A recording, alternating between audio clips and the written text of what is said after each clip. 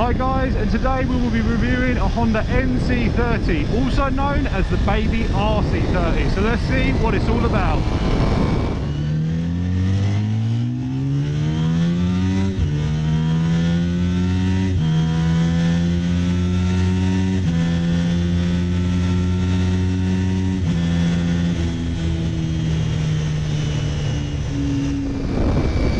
While we're letting the bike warm up, we'll go through the basics. It's a 400cc V4. They're supposedly good for about 60 horsepower, but obviously being built in 1990, she may have lost a few ponies since then, but I must say it feels absolutely great sitting on it. It's not uncomfortable. It's a very old style riding position that you're upright and you don't feel that your weight so much over the nose, so it should save your wrists if you are going to do a few hours riding. I've said it again with the stuff like the Ducatis and that these bikes, you know, they've got newer, they've got faster, but have they got more fun? Have they become more spine tingling good? And you know what? You can bang through 3 or 4 gears on this and you can still be keeping your license at the end of the day, which I think now with the new stuff is a rare occurrence.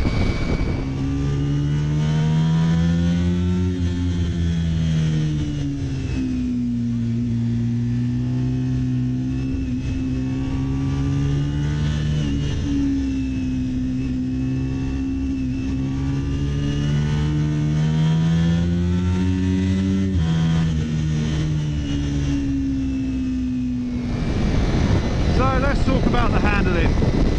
For a little 400, it turns in so efficiently and so aggressively.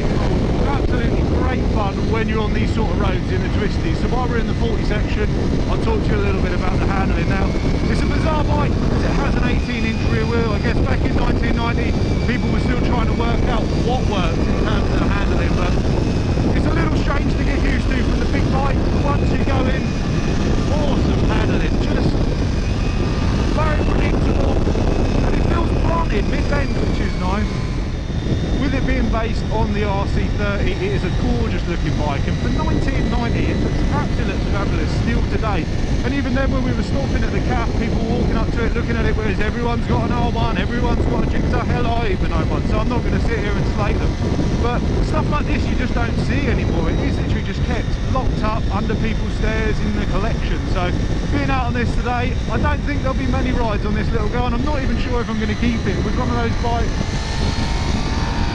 that I thought, you know what, I'll give it a whirl, I'll see what it's all about. And you know what, for something so old on carbs, it is brilliant fun. So if you're in the market for one, they're pretty bomb proof, they like a reg regulator, but other than that, it's a solid little engine in there. This one's done 35,000 kilometres, also about 22,000 miles, which for a Honda is nothing. That's running in miles. Now obviously being a smaller bike, you don't have the overtaking capacity like the big bikes. We'll wind it up,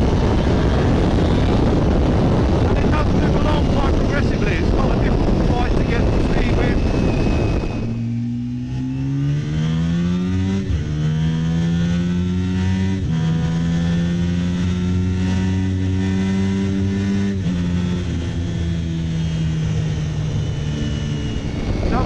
Which a lot of people will be surprised here, the NC30 was actually a bit of a flop when it was launched. The problem was that Honda had released it in the price bracket of the 1000cc bike, so if you were in the market for one and you had a full licence in the UK, it wasn't cool to ride a small cc bike. Everyone wanted big power stuff, so they ended up sitting in the showrooms for a long time from what I've been reading online. But where they really excelled was in the Japanese market, because their license restrictions meant that they could ride these and it was as fast as you could go for the CC. So I could understand why a little Japanese person would love this bike. Tiny little body. Unfortunately, compared to my 6'2", it is a little bit cramped to say the least, but it's not horrific. Just look at that cornering, just so planted. It doesn't feel like I'm running out of feedback anywhere. You can scream that little V4. What's nice about it is even for such a small engine, it's got a good amount of torque down low.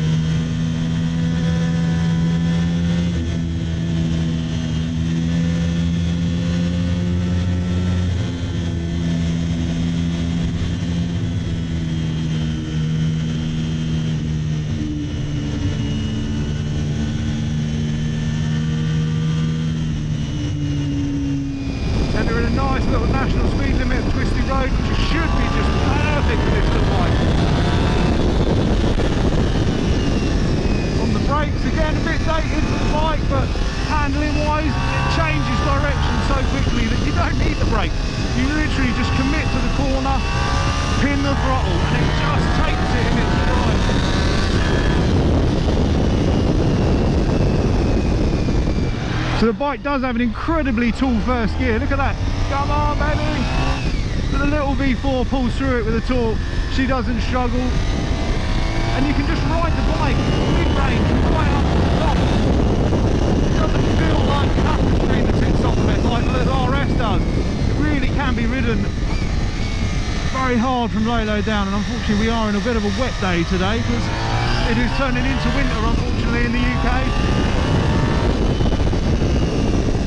And there's things I love about this bike, just like the temperature gauge. It's like, we don't care what it's doing before 70 degrees, you shouldn't be riding it below that temperature, wait for it to warm up. And then the rev gauge just slapped bang in the middle with that lovely 14,500 RPM redline. I'd love to ride one that's really well set up, had a bit of modernisation in terms of suspension settings, get the engine tuned, and just a bit of love, because like I say, she's an old bike. I don't have any receipts for her being rebuilt or having any sort of carburetor balancing, so she probably does need a little bit of TLC. And you know what, if I keep it, I will sort everything out. So if you guys want to see more from this bike, potentially we'll get it in the project build section, get some new bodywork, because as you can see she's looking a little tired from the previous owner's mishaps unfortunately, and just bring her back to the former glory. Probably go with the HRC colours as used on the RC30, really make it look like a mini RC30. And because you know what, from a distance it does look just like it. You can't argue the fact. A lot of people who ride these, I'm sure, went with the intention of buying an RC30 and then were shocked by the eye water and price tag. Now the Jap import models, which is what mine is, unfortunately come restricted out of the factory. So you can see the speedo is in kilometres, it only goes to 180. Now I've heard from a friend when he was in Mexico that you can take these off the clock, so they've certainly got enough go for a little 400. And we just wind it up into the National. What's really nice with this engine is a lot of people, if they don't know, would say it sounds broken, but it's got gear driven cam, so there's no cam chain, there's no cam belt, and you get a lovely like high pitched whistle from the gears doing what they're doing. It really does, it's just such a different experience.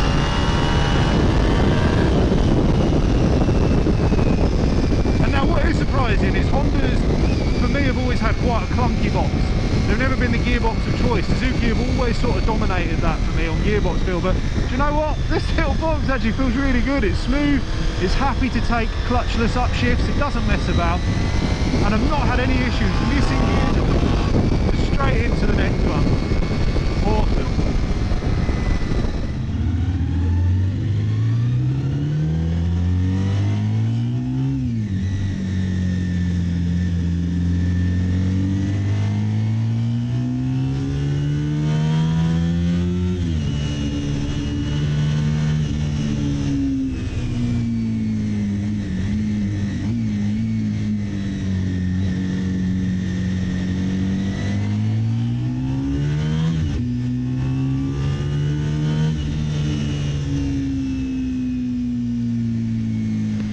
So guys, if you enjoyed the video, obviously give us a like and a subscribe. Unfortunately the traffic has been pretty dire today, so haven't had too much of a run on it, and it's always the way when I sit and do these reviews is I think of things that I want to say and then I get on the bike and I just end up getting carried away riding and forget to talk to you lot. So I'm working on it, guys and girls. We're hoping to see it again, going to try and get better equipment for next year, but the roads are getting damp now as you can see, so there won't be too much more riding from us. The bikes will be hibernating over the winter period. But stay tuned, we've got plenty of car stuff coming up. We'll see you next time.